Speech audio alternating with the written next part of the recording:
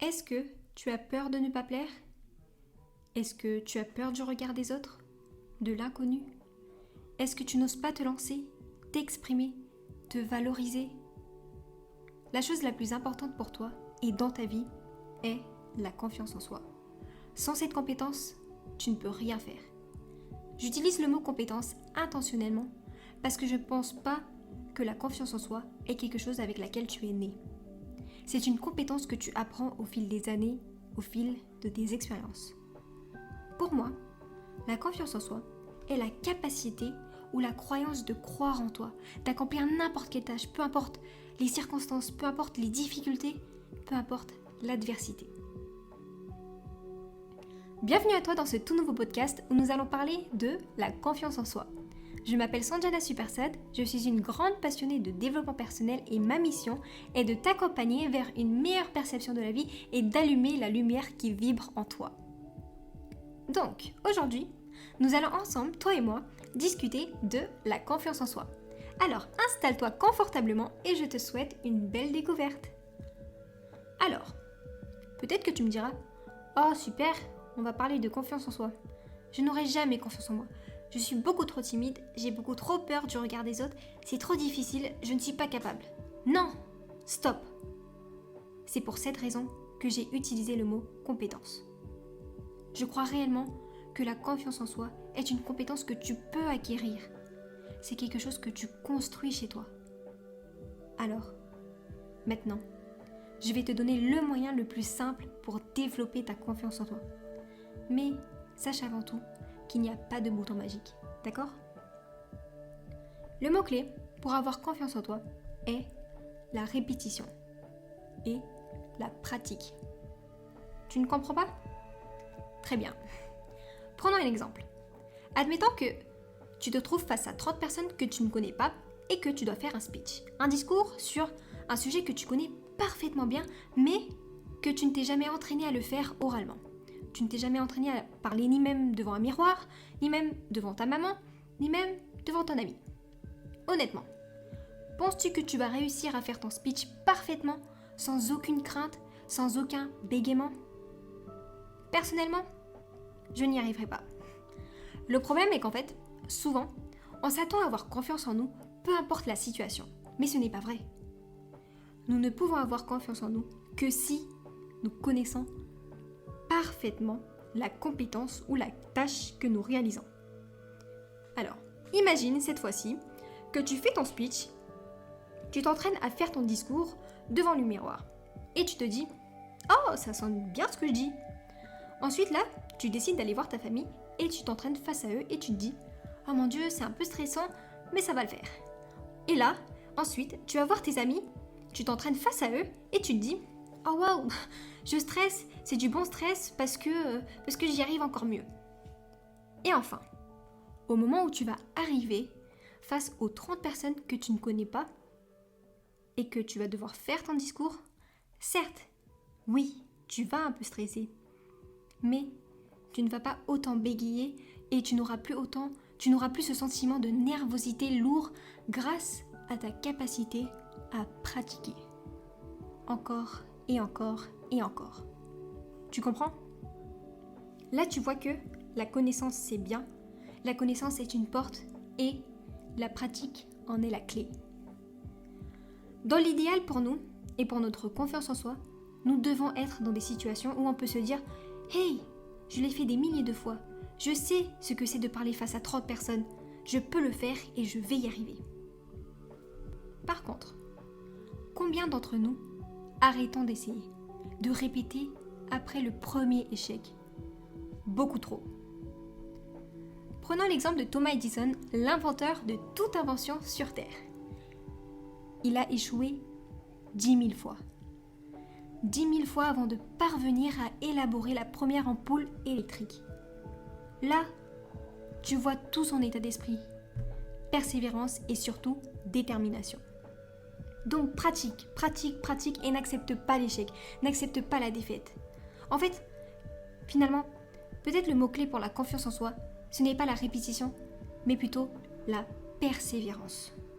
Parce que je pense que nous tous, nous nous répétons, mais très peu d'entre nous persistons. Voilà donc une façon pour toi de développer ta confiance en toi. Sors de là, sors de cette peur, fais ce que tu as envie de faire et crois-moi, avec la répétition et la persévérance, tu vas y arriver. Et tu auras confiance en tes capacités. Une autre manière de développer ta confiance en toi est la manière de comment tu te parles, comment tu t'adresses.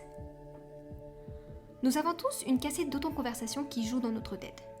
Par exemple, en tant qu'étudiante, quand les enseignants me posent une question, je me disais souvent, dans ma tête, « Oh non, madame, monsieur, s'il vous plaît, ne me choisissez pas, je ne connais pas la réponse et j'ai peur de prendre la parole devant tout le monde. » Ou par exemple, quand j'allais en magasin et que j'essayais un nouveau pantalon, je me disais encore une fois dans ma tête, « Oh non, c'est pas beau, ça me va pas, je suis même ridicule avec ce pantalon. » Et j'en suis sûre que toi aussi, tu te dis ce genre de choses. Pas forcément à l'identique, mais quand même. Nous avons tous ces discussions négatives qui nous viennent à l'esprit, même toi. Et devine quoi ? Il y a déjà assez de gens qui te disent « Tu ne peux pas le faire, tu ne vas pas y arriver. » Alors pourquoi tu t'y mets aussi ? Pourquoi toi aussi tu te dis ça ? Pourquoi toi aussi tu veux te rabaisser ? Tu sais, nos pensées influencent nos actions. Si tu penses que tu es capable, eh bien tu verras qu'effectivement tu es capable. Alors, tu te dois de soigner ton message intérieur. Car ton monde intérieur reflète toujours sur ton monde extérieur. Prends l'exemple sur Mohamed Ali qui a dit un jour « Je suis le meilleur avant même de l'être ». Là, tu vois que sa cassette d'autoconversation est positive. Si tu ne te dis pas que tu es la meilleure, qui te le dira ? Si tu ne te le dis pas, si tu ne le crois pas, personne ne le fera à ta place. Comment renforces-tu ta confiance en toi ? C'est très simple, tu reconnais tes qualités. Alors, tu vas certainement me dire qu'évidemment, on a plutôt tendance à méconnaître nos succès, à méconnaître nos qualités et à plutôt nous dévaloriser, et je t'avoue que c'est vrai. Par exemple, un jour, j'ai dit à une amie « Waouh, tu es super douée, tu parles 4 langues, quelle qualité !» Et elle, sincèrement, elle n'en tirait aucune fierté et répondait souvent par « Je fais ça naturellement, du coup, je n'ai pas à me vanter. » Pourtant, à sa place, je serais tellement heureuse et fière de pouvoir parler 4 langues sans effort. Donc, définis-toi autrement que par tes autoconversations négatives. Cherche l'or en toi, sois fier et accepte de te sentir bien dans ta peau, parce que tu es dans ce corps pour une vie entière. Et donc, tu dois tout faire pour t'y sentir bien. Réjouis-toi de ce que tu as, parce que tu es une belle personne et fais tout pour avoir ce que tu veux. Rappelle-toi de toutes les choses que tu as fait pour en arriver là où tu es. Si tu veux, écris toutes tes qualités et note les accomplissements dont tu es fier sur une feuille et colle-la à côté de ton miroir. Fais en sorte de regarder et de lire cette feuille tous les jours pour avoir une cassette d'autoconversation positive dès aujourd'hui.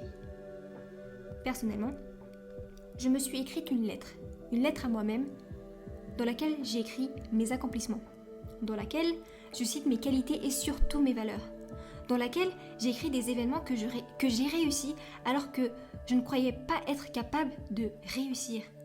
Et j'ai également écrit en gras et en rouge que je suis la personne la plus importante de ma vie.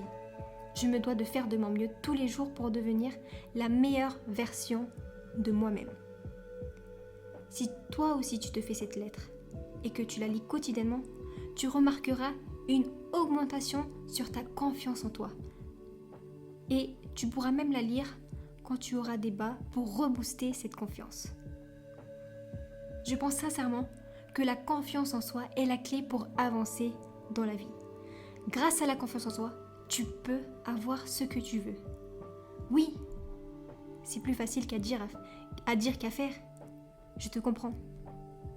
Mais si tu te conditionnes à avoir confiance en toi, si tu te dis que oui, je vais y arriver, alors crois-moi, avec la répétition, avec la persévérance et la lettre à toi-même, tu pourras élargir ta zone de confort, évoluer, avancer, grandir et surtout libérer ton vrai toi.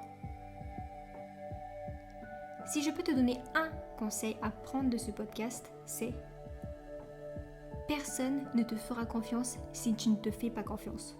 Donc crois en toi et le monde croira en toi parce que ta perception est ta réalité. L'histoire que tu te racontes à l'intérieur de toi est ta réalité. Ton monde intérieur se reflète sur ton monde extérieur. Merci à toi d'avoir écouté ce podcast. J'espère que tu as appris quelque chose et sache que si tu as des questions ou si tu as besoin de parler à quelqu'un, je suis là pour toi, comme une amie. Passe une belle soirée ou une belle journée, ça dépend de l'heure qu'il est, et on se voit très vite dans un prochain podcast. Salut!